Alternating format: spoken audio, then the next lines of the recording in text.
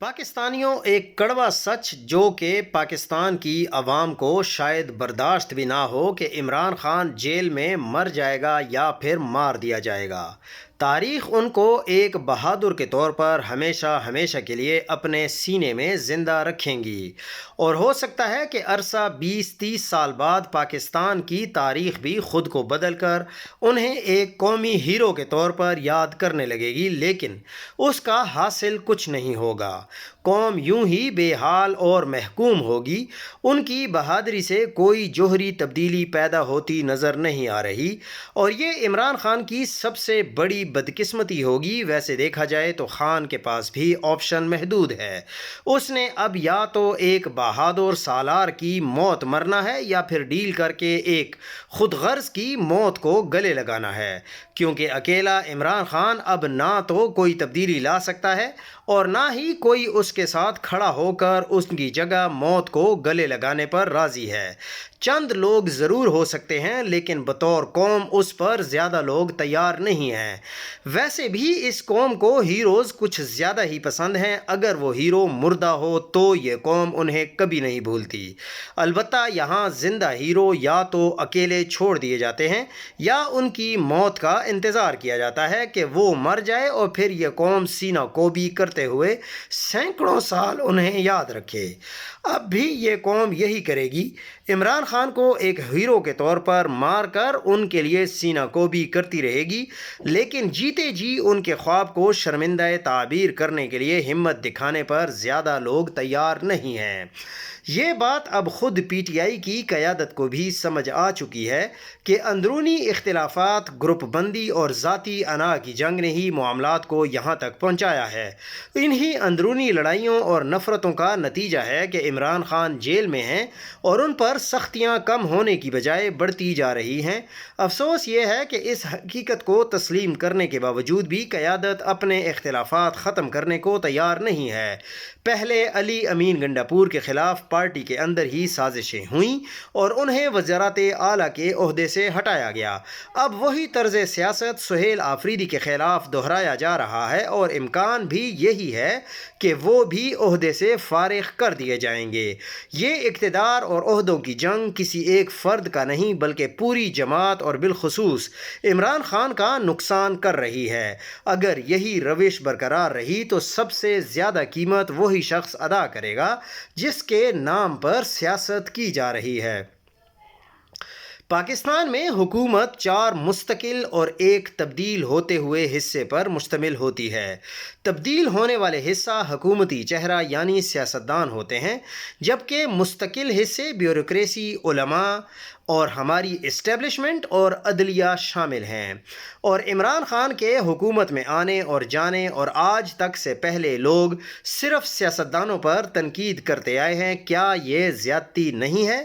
Bureaucrats کے بارے میں سمجھا جاتا ہے کہ وہ اپنے معاملات کے ماہرین ہوں گے، مگر یہ حقیقت نہیں۔ D M G district management group کے بیوروکریسی کے تمام شعبوں پر بڑھتے ہوئے کنٹرول نے ایسی صورتحال پیدا کر دی ہے کہ کام میں مہارت نہ رکھنے والے بیوروکریٹس ضرورت سے زیادہ بااثر ہو گئے ہیں، مگر چونکہ وہ پس منظر میں کام کرتے ہیں اس لیے کوئی بھی اس مسئلے پر آواز نہیں اٹھاتا۔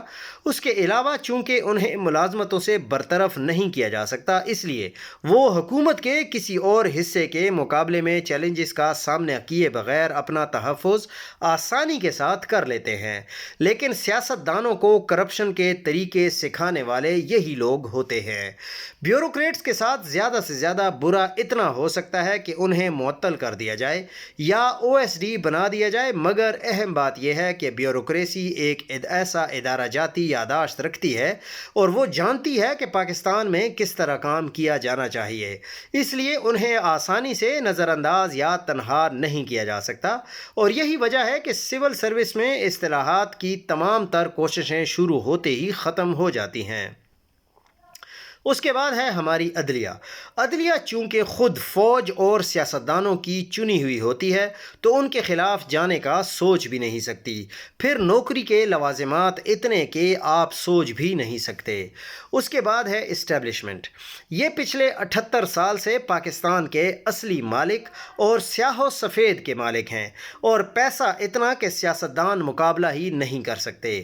پاکستان کی تباہی کے اصل ذمہ دار کون ہیں، یہ اب پاکستانی قوم آسانی کے ساتھ فیصلہ کر سکتی ہے۔ اس کے بعد ہے علماء۔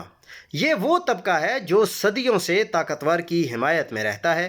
اس طبقے نے اتنی خدمت دین کی نہیں کی جتنی وقت کے طاقتور کی ہے، اور یہ خدمت جاری و ساری ہے۔ اثاثوں، جائیدادوں اور روپے پیسے کا کوئی نہیں پوچھتا، یعنی پانچوں انگلیاں گھی میں اور سر کڑائی میں ہوتا ہے۔ اس کے بعد آتے ہیں سیاستدان۔ سسٹم کا صرف 25% حصہ سیاستدانوں پر مشتمل ہے۔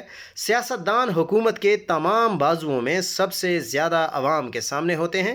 ان کی پوزیشن کا انحصار ہی عوامی ووٹ سے زیادہ اسٹیبلشمنٹ کی پسند ناپسند پر ہوتا ہے، مگر یہ سب سے کم مستقل حیثیت بھی رکھتے ہیں، اور ان کو 3 مستقل حصوں کی ناکامیوں کی ذمہ داری بھی قبول کرنی پڑتی ہے۔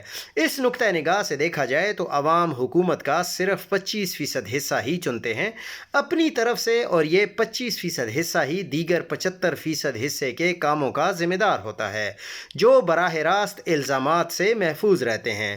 بدقسمتی سے اشرافیہ کی ایسی جنگ سول اور جو ہماری عسکری قیادت ہے اس کے ذریعے تکنیکی تنازعات کے بھیس میں لڑی جاتی ہے، جبکہ اس سب کے دوران حقیقی مسائل کو نظر انداز کر دیا جاتا ہے۔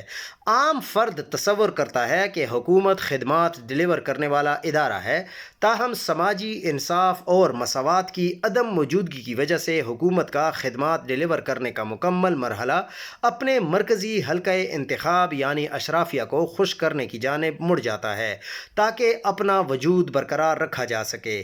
میرے نزدیک سب سے زیادہ تنقید اور سزا کے مستحق اسٹیبلشمنٹ، بیوروکریٹس اور علماء ہیں۔ آپ کیا کہتے ہیں؟ آپ اپنی رائے کا اظہار کریں۔ 2 کنگلے بہروپیوں کا جنگ کے نام پر ہمیشہ سے مذاق چلا آ رہا ہے۔ پاکستان اور افغانستان 2 ایسے ممالک ہیں جو بیک وقت اپنی اپنی عوام کو چونا لگاتے ہیں۔ پاکستان چائنا کی گود سے نکل کر امریکہ کی گود میں بیٹھ گیا، اور افغانستان جو سوویت یونین کے دور میں امریکہ کی گود میں بیٹھا تھا، پھر امریکہ کے حملے کے وقت روس کی گود میں بیٹھ گیا، اور اب روس کی گود سے اٹھ کر ہندوستان کی گود میں بیٹھا ہوا ہے۔ پاکستان اگر افغانستان پر حملے کرتا ہے تو امریکہ خوش ہو جاتا ہے، افغانستان اگر پاکستان میں گوریلا کارروائیاں کرتا ہے تو ہندوستان خوش ہو جاتا ہے۔ پاکستان کو امریکہ سے امداد آتی ہے اور افغانستان کو ہندوستان سے امداد آتی ہے، جبکہ دونوں ممالک کی عوام تماشا دیکھتی ہیں اور واہ واہ کرتی ہیں۔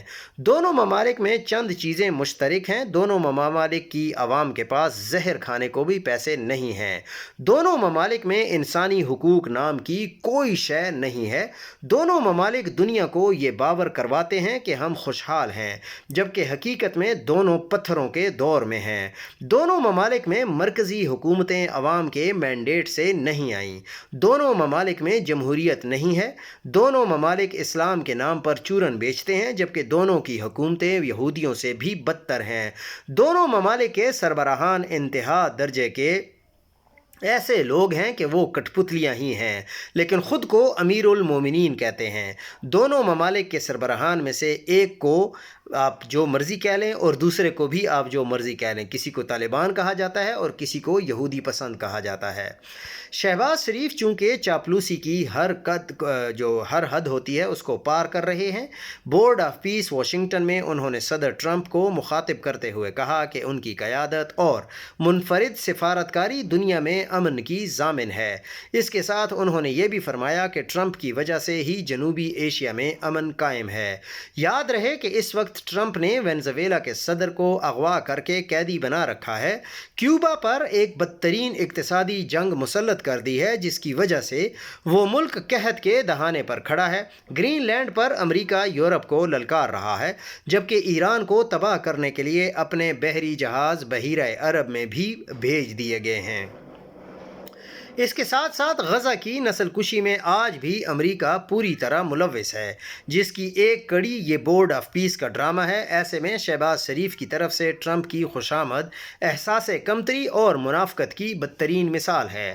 آج سے چند دن قبل جرمنی کے شہر میونخ میں امریکی وزیر خارجہ جو مارکو روبیو ہیں، انہوں نے ایک خوفناک تقریر کی جس میں اس نے دعویٰ کیا کہ دوسری جنگ عظیم سے پہلے تک کی دنیا مغرب کے لیے ایک عظیم عہد تھا، لیکن سامراج مخالف اور سوشلسٹ تحریکوں نے مغرب کو کمزور کر دیا ہے، جس کی وجہ سے مغرب زوال کا شکار ہے، اور اس زوال کو ختم کرنے کے لیے مغرب کو اپنی توسیع پسندانہ تاریخ کو ایک بار پھر دہرانا ہوگا۔ یعنی آج تیسری دنیا پر ایک بار پھر مغرب کی طرف سے ننگی جارحیت کی جائے گی، اور اس جارحیت پر لبرل نما دانشور اور چند لیفٹ جو اس کے گروہ ہیں انسانی حقوق اور حقیقی انقلاب کے نام پر پردہ ڈالتے رہیں گے، کیونکہ وہ سامراج کی اس چال کو سمجھنے سے قاصر ہیں۔ بورڈ آف پیس اور غزہ کی نسل کشی استعمار کی اس نئی چال کا حصہ ہے۔ اسی وجہ سے نسل کش نیتن یاہو کو بورڈ پر نمائندگی ملی ہے اور فلسطین کو نمائندگی دینے سے انکار کر دیا گیا ہے، جبکہ پورا زور فلسطینی مزاحمت کاروں کے خلاف کارروائی کرنے پر ہے۔ یہ وہ دنیا ہے جس پر مغرب کا غلبہ ہوگا، جبکہ ان کی خواہش ہوگی کہ تیسری اور مسلم جو دنیا ہے اس میں شہباز شریف جیسے حکمران ہوں جو بدترین سامراجی مداخلت کے باوجود امریکہ کی خوشامد کرتا رہے۔ ہماری بدقسمتی ہے کہ اس مشکل دور میں ہمارے پر جو حکمران مسلط ہیں، جو ایک زوال پذیر سامراج کے ساتھ پاکستان کا مقدر جوڑ رہے ہیں، اس منافقت اور غلامی کے خلاف مزاحمت ہم سب پر فرض ہے۔ عمران خان کے ڈر سے فائر وال لگائی گئی، 40 ارب روپے قومی خزانے سے خرچ کیے گئے، انٹرنیٹ کی سپیڈ جو ہے وہ سلو کی گئی، بالواسطہ آئی ٹی کمپنیوں کا کھربوں کا نقصان کیا گیا، سینکڑوں کمپنیاں پاکستان چھوڑ کر چلی گئیں، اور اب فائر وال کی ناکامی کا اعلان کر کے فائر وال بند کر دی گئی ہے۔ چین میں اگر کوئی ایسی حرکت کرتا تو اگلے سارے ذمہ داروں کا ایک دیوار کے ساتھ کھڑا کر دیا جاتا اور گولیوں سے بھون دیا جاتا۔ گولیوں کے پیسے بھی لواحقین سے لیتے۔